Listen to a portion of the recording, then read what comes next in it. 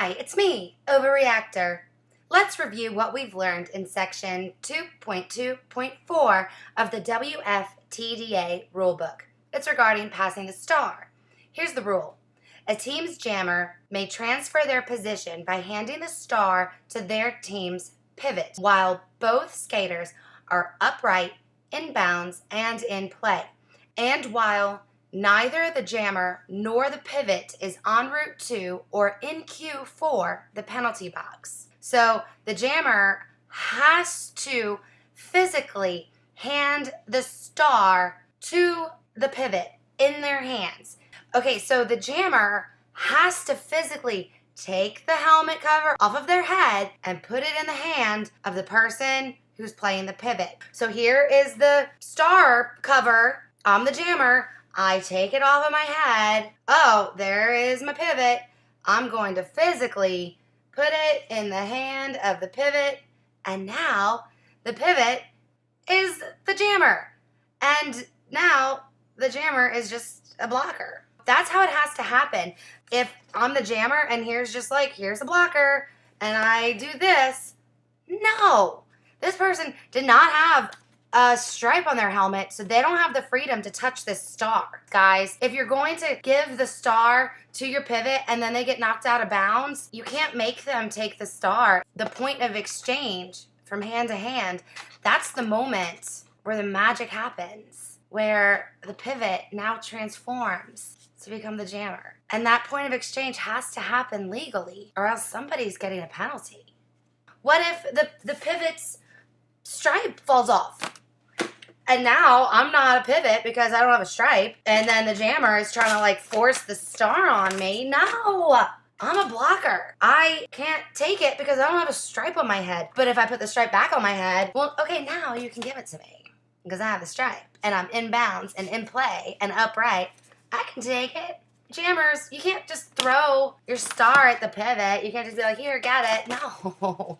Remember the point of contact, the point of exchange? You have to be holding hands. The only people who are ever allowed to touch it is the jammer or the pivot. So if it falls to the ground, the person who was playing the jammer can pick it up, or the pivot can pick it up and give it back to that skater, and then they can do it like that. That's okay. Here's a red blocker, and here's the white jammer, and oh no, oh shoot, I'm stuck. And I'm like, oh my gosh, my helmet cover came off, oh my goodness. And they're like, get that off of me. And then they drop it out of play immediately so that the jammer or the pivot can pick it up to give back to the jammer to put back on her head or something like that. It happens. The Velcro's sticky, but if you want to play keep away star from the white team, no, that's just rude. That's just rude and malicious gameplay, and the red blocker will get a penalty for that. There's no conceivable way to have two jammers from the same team in the penalty box at the same time. It doesn't work like that. It can't happen. Even if there were two skaters who played jammer, which is possible now that we've learned all about star passes, there could be two different players that had the position of jammer during a single jam. And maybe one of them committed a penalty before the star pass and one committed a penalty after.